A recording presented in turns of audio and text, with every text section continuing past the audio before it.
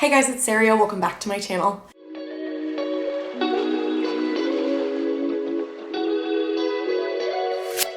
So this is another video kind of inspired by or dedicated to the Festival of the Arts happening at Epcot right now. If you guys missed it, I did do a tutorial on these ears that I'm wearing on my head, but today's video is going to be on a hand-painted set of ears that I made for my bestie Erica. So I did hand paint her this set of Luca inspired Mickey ears, and I was really happy with how they came out, but I definitely learned a lot through the process, and I thought it would be helpful to give you guys a tutorial because yes, you might not want to paint exactly the set of ears that I did, but at least I can give you some tips on how I did it, and then maybe you can in turn paint your own set of ears. I do also want to point out to you guys before you click out of this video, because you're like, Saria, I can't paint. Hold on.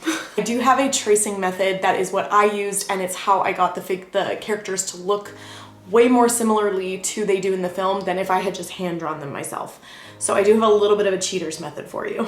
Also, I want to point out that the supplies for this project are very inexpensive because I myself just used Walmart acrylic paints. They're all this brand, the apple barrel. These are usually around 50 cents. Sometimes some of them are like 60 cents, but they're around that price. So super affordable, super cheap. Even if you have no paints in your stash right now, you could go and buy just the colors you need and it wouldn't be super expensive. The other things that you're going to need for this project are a fabric of your choice. I would stick to a cotton fabric that feels a little bit stiff because it's going to take the paint a little bit better. Just like any other tutorial that I've done on ears, for the most part, they're going to also need cardboard, you're going to need some felt, and then you'll need a trim that matches your ears. The other tools that you will need is a hot glue gun, hot glue sticks, and some paint brushes. Now, if you are like, I have nothing for this project, you can totally get your paint brushes from Walmart. Just make sure you get kind of like a variety pack so that you have some fine tip paintbrushes as well as thicker paintbrushes. I also highly suggest picking up 2 paint pens, a black one and a white one. And if you are like, I like paint pens and I'm gonna use them, then maybe pick up the multi-pack that has more colors. But for my particular project, I found that the white and the black were like invaluable. I needed them. Without any more chit chat, let's jump into this tutorial. So the first step was choosing the correct fabric. So I had this light blue fabric that is 100% cotton, and it was a little bit thicker feeling than my other cotton fabrics, so I thought that it would hold up to the paint pretty well.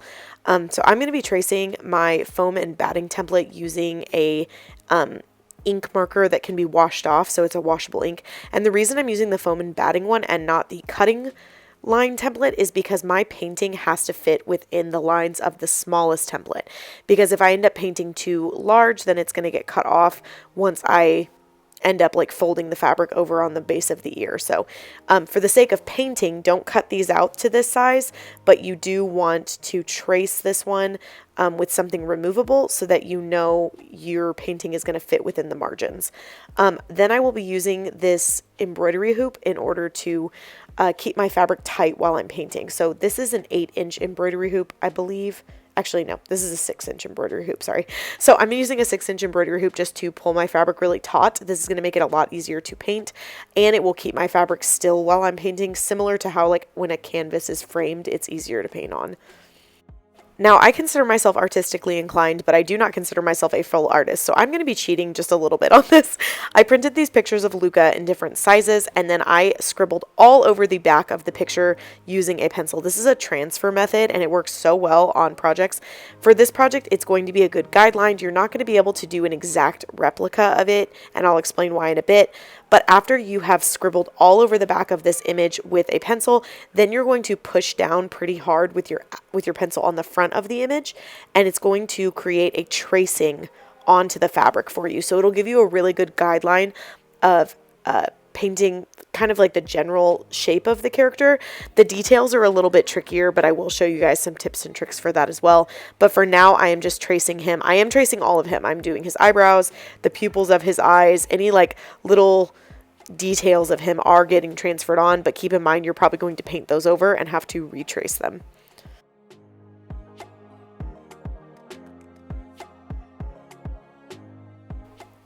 So after lifting off my image, I'm going to show you guys, it is a very faint transfer. And unfortunately, this first one I did was way too large for the ear. I wish I had checked it first, but I didn't. So I did the exact same method. I retransferred it with a smaller image that I had printed. And now I'm just going in and kind of like fine tuning the details, making sure that I traced it well. His eye looked a little wonky, so I'm just trying to fix it. But again, this is going to give you a really good place to start. And for somebody like me personally, I'm so picky about how characters are depicted. This is a good helpful tip. So we're going to start with his skin tone, and skin tone is a little bit tricky because any paint you buy is not going to be an exact replica because of how many colors are involved in making a skin tone. So I am going to be starting just with this general kind of like peach tone. I do wish I'd pick something a little bit tanner because Luca does have some nice olive tones in his skin. But this was still a good base. Now, when I was painting Luca, I did try to do my best to work around his eyes and his eyebrows because that was the thing I was the most worried about messing up with painting. It was the thing that to me is like the hardest thing to keep symmetrical and even and not make him look like he's cross-eyed. So I am trying really carefully to fill in where I need to, but also leave the tracing of his eyes and his eyebrows.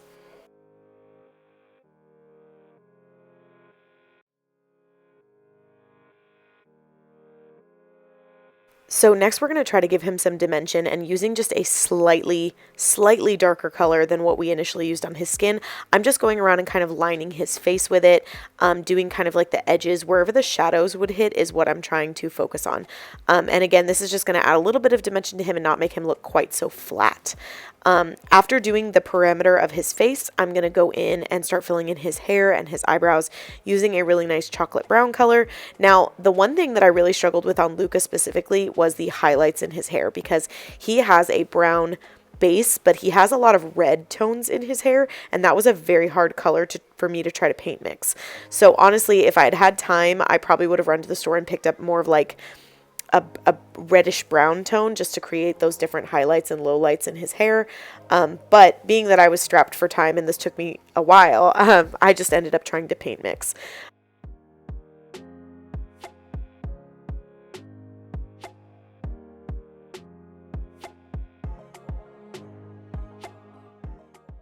So before I allowed his hair color to fully dry, I went in with a lighter tone to try to create some highlights.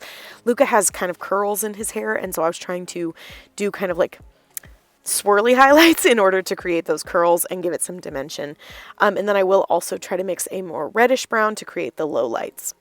So next I'm going in with just a pencil to trace in his mouth. I had learned from a previous project that painting on the mouth is not the best for me personally because it looks too like stark, like it looks odd. It looks very much like you painted on a mouth. So I'm just going in with pencils to re-outline his nose and try to get it as symmetrical as I can, and then also his mouth. You can always go in with a little bit of slightly darker skin tone for a mouth, but just don't go in with like black or like chocolate brown because it will look a little bit odd. The next thing that I want to do to give his face some more dimension is add his little rosy cheeks. So I did hit the skin tone that I used with a little bit of a blush pink.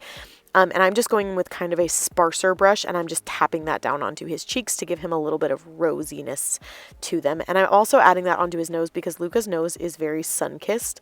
And again, this is to me just like looking at the picture and trying to replicate it as best I can.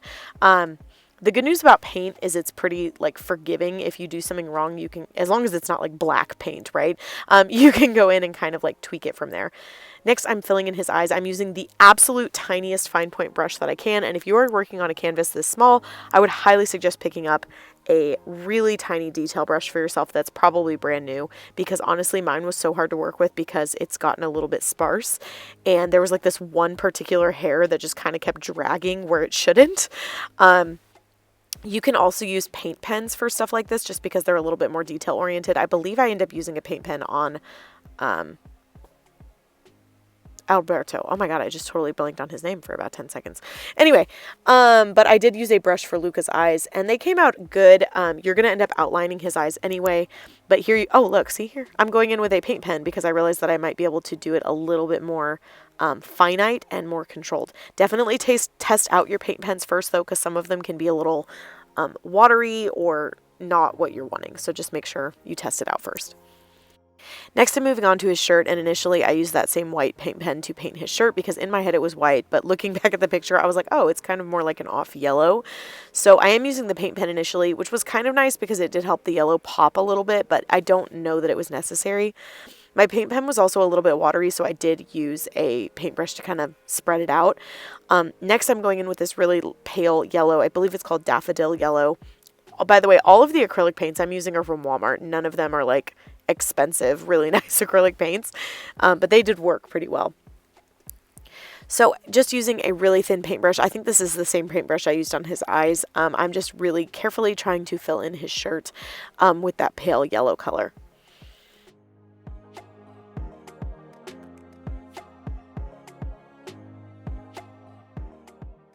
After filling in his shirt, I decided to work on the background because I didn't want to just leave it the plain blue fabric. Probably would have been smarter to do the background first if I'm being honest, but this is the order I did things in and it did end up working out for me. So I'm going to be using this really dark blue, but I am going to be using a fan brush on it and wiping off the excess and more so dry brushing that dark blue onto the bottom in order to replicate like the ocean. So I did start very, very carefully and very thinly, and then I do end up adding a little bit more. But I like how this makes like sparse markings because it kind of naturally adds in highlights for you, creating like the differentiation of color that is water.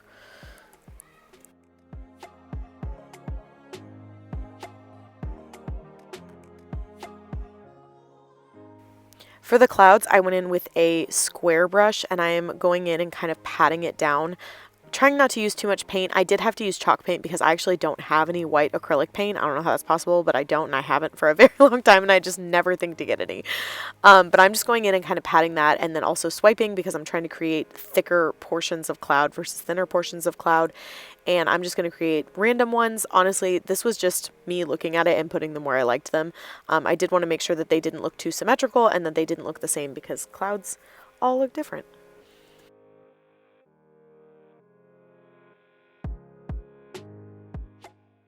After finishing the clouds, I went back in with that same blue paint, but using the square brush that I used for the clouds, I'm just going to fill in the water just a little bit more.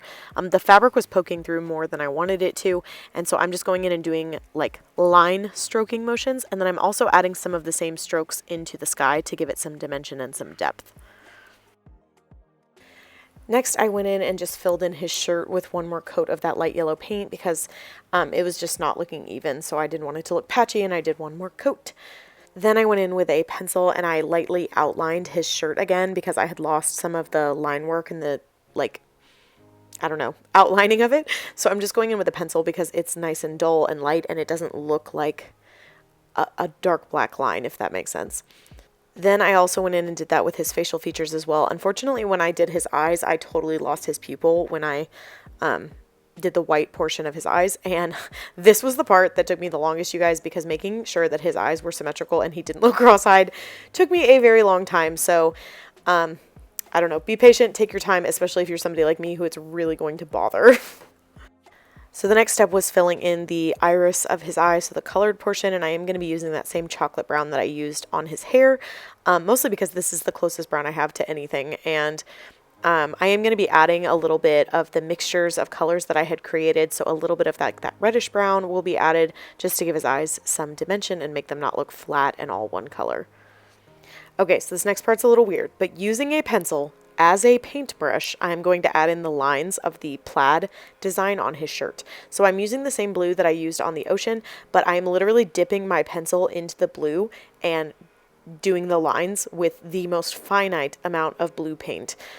This was a really helpful trick to me. Like, this was something that I just kind of tried on a whim, and it was pretty effective. You do have to go back for paint quite often. Like, you're not going to get much on the drag that you're doing, but it is so much more detail oriented, and I don't own a paintbrush that is going to be as fine as the tip of a pencil.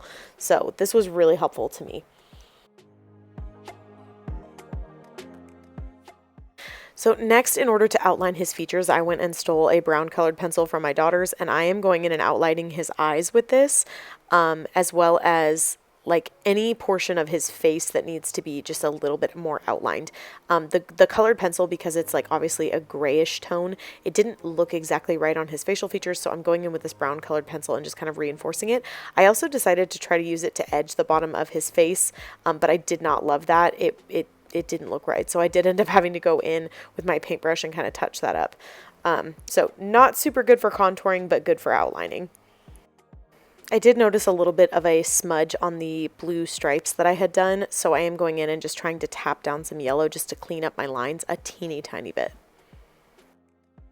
After allowing the paint on his eyes to fully dry, I'm going in and remarking his pupils with a pencil, and then I'm going to be marking these using a paint pen. And you guys, I could not do this with a paintbrush. I'm telling you that right now. The pupils are too small. It's not possible.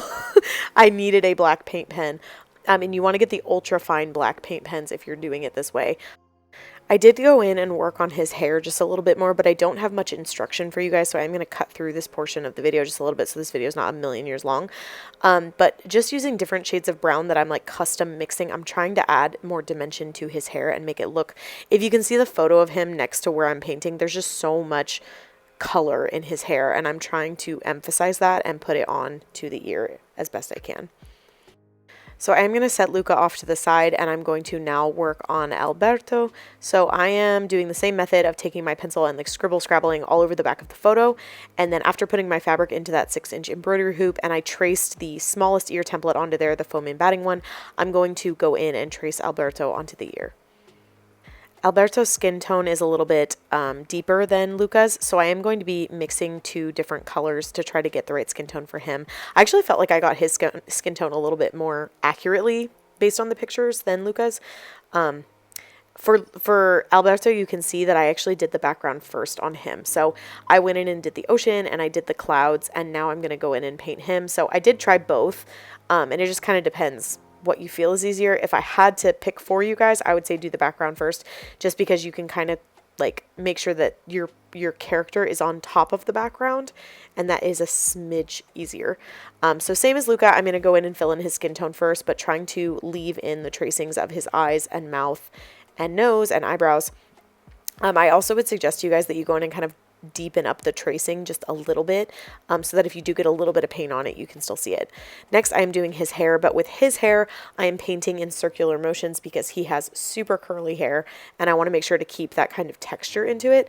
So along his hairline, I can't really do that. I'm just kind of trying to like do really thin painting, but on his little I don't know what you call it, hair coif or poof at the top, I am doing more circular motions to emphasize the curls. So next, moving into his highlights and his hair, I just kind of custom mixed two different shades of brown, and I added a little bit of red as well, and I'm just going in again with those circular motions to emphasize his curls. Now, I did feel like I needed to retrace Alberto's face because it was just looking a little bit off, so I actually cut him out in order to try to get the most precise retracing that I could, because honestly, you guys, this is like a 1 in a million chance to perfectly retrace it again. It's just very, very difficult to do. This was helpful, but it was tricky, and I did absolutely have to cut him out like with an X-Acto knife to try to get him as exactly lined up with what I had already painted. Obviously, also wait for your paint to be dry if you're going to do that, because you don't want to put him on top of wet paint and then smear it all over what you've done and ruin it. So don't do that. Wait for the paint to dry. So I did his eyebrows, and now I'm going in with the white portion of his eyes, and I am trying to avoid his pupils so that I still have a good tracing of where that needs to go.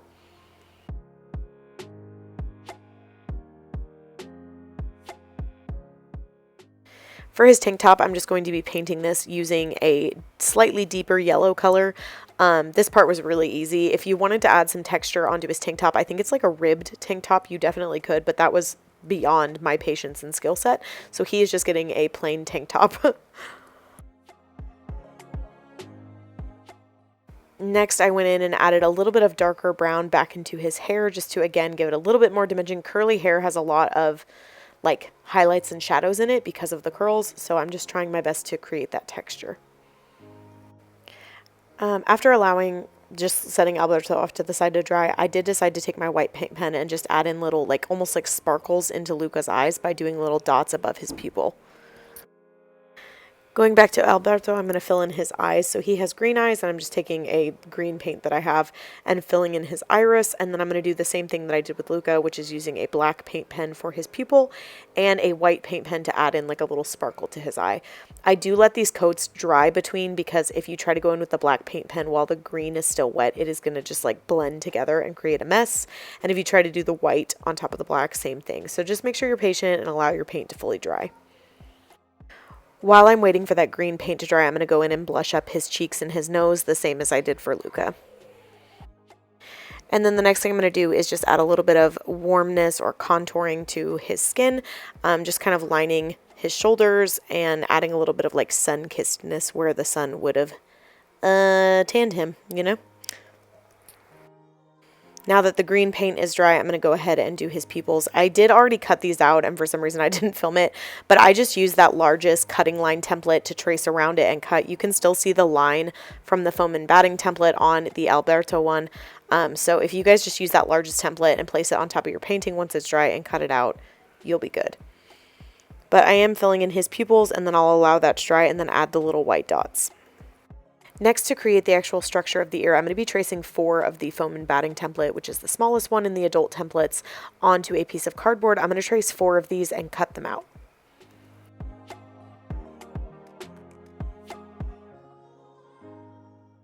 After that, I will be tracing 4 of the cutting line template, which is the largest template, onto a piece of felt. I chose to use a dark blue felt because it was the only blue felt that I had on hand, and I thought that it would create a nice backing to the light blue fabric. And then I went ahead and cut those out as well.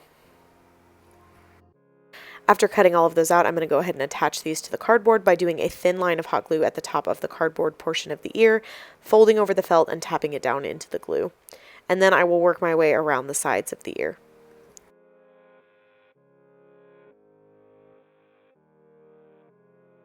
I did allow the painted portion of the ear to dry overnight just to make sure that everything was totally good to go. And next I'm going to be lining this up on my ear and doing the same process of doing a thin line of hot glue and then folding over the fabric and tapping it down into the hot glue. I like to start at the top and then work my way around the sides. When I get to the bottom portion, I usually snip the center of the fabric so that I can fold it over in 2 different pieces and glue that down. It prevents any type of weird puckering or wrinkling on the bottom of the ear.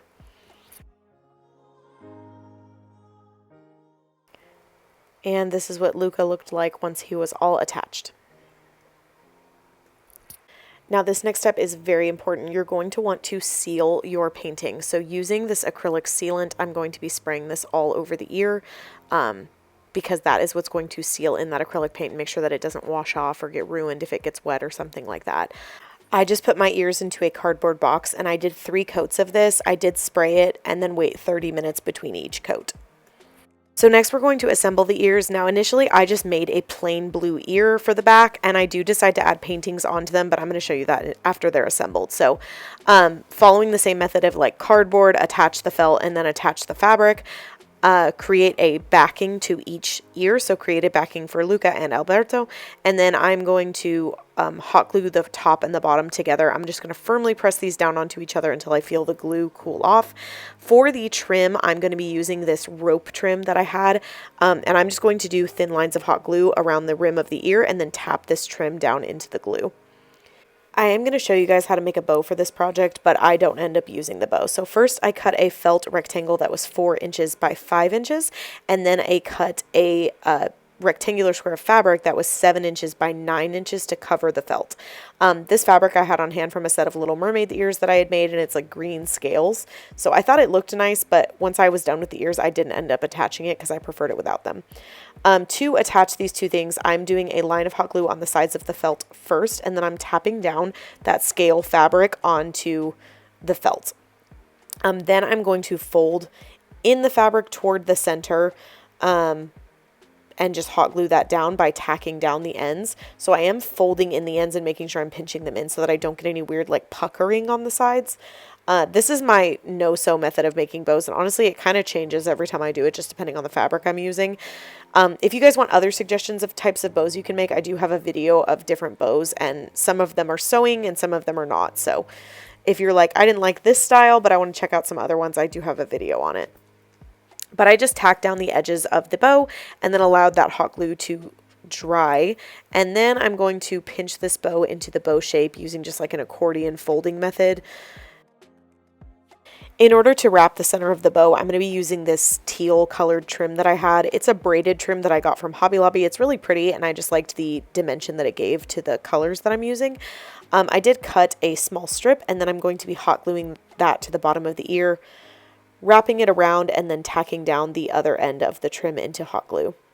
These little silicone finger covers are really good for making bows because this is a particular time where I tend to burn myself. I get them in a 3-pack from Dollar Tree, and they work really... I say I get them. I've bought 1 pack ever, and it's lasted me. They're fantastic. Anyway, I'm just kind of looking at how the bow looks with the ears, and while I do think it matches the vibe of Luca, I wasn't super in love with using it. I then moved on to the back portion of the ear because I did decide to add some designs, and the first design I decided to add is their little diagram of a Vespa. I thought this was so cute in the movie. This is one of my favorite things in the movie because it just makes me have this really nice feeling. I just love their friendship. Anyway, so I'm just sketching it out based on a picture on the internet, and the best part about this, you guys, is that it's not the most artistically drawn thing. So it is in fact a doodle, and so you don't have to be very good at drawing, and I just hand sketched it in pencil. And then most of this I am going to be using a paint pen for, but some of the colors I do fill in with acrylic paint. So these are the colors that I'm going to be using. I've got a yellow, a deep orange that's kind of like an orangey red, a green, a gray, and a pink. And I'm just going to paint where the colors are needed first, and then after it's dry, I will go in and outline it with a black paint pen marker.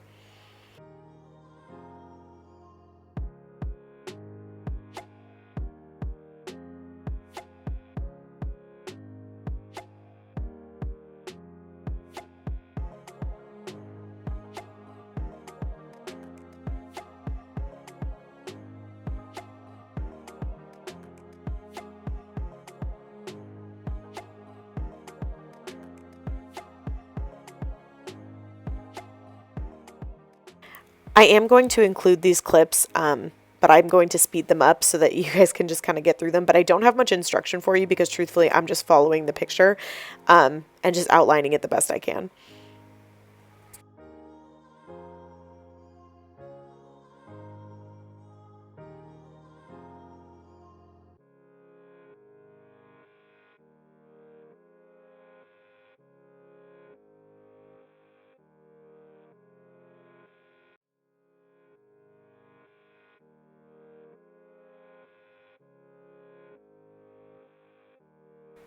And this is how the little doodle came out. I love it! Now, on the other side of the ears, I decided to put the quote, Silencio Bruno, because if you've seen the movie, you know that's like a super important quote in it. So originally, I thought maybe I'd try to draw Machiavelli, but you guys, he looked rough. So, no, we switched to the quote.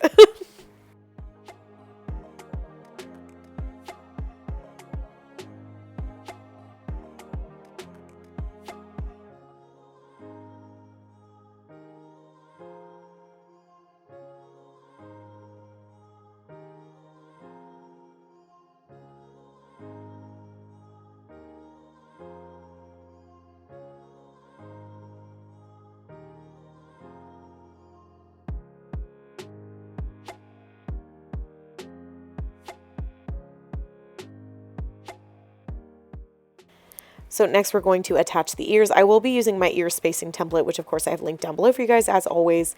And I'm just going to apply some hot glue to the bottom portion of the ear and then firmly press it down onto the headband. If this is your first time making ears, I would suggest using a marker just to mark your ears because I'm kind of able to just eyeball it at this point, but I've made like 200 sets of ears or something like that. And because I decided not to attach the bow, that was the final step on these ears for me. I really love how these came out. I thought that the painting was fun and something new and different. I especially love the little doodle on the back. And I just think these are super sweet. I definitely think that this is something anyone can do. You just have to be patient. I definitely think the tracing method makes it just a little bit easier on you guys. I am going to show you what it looks like with the bow if that's what you're wanting. But again, I did decide not to attach mine. If you do want to attach it, it's super simple. Just add some hot glue onto the center of the bow and then firmly hold it down on the headband. Thank you guys so much for watching. I really hope that you enjoyed this. If you guys have any questions for me or need any help on this, I am always happy to help you the best I can through messaging, so feel free to leave me a comment down below, or you can message me over on Instagram. If you guys did make it all the way to the end of this video and you don't know what to leave for me in the comments, then just leave me a little paint palette emoji so that I know you made it all the way to the end. Thank you guys again for watching, subscribing, liking, and commenting, and I will see you guys in my next one. Bye!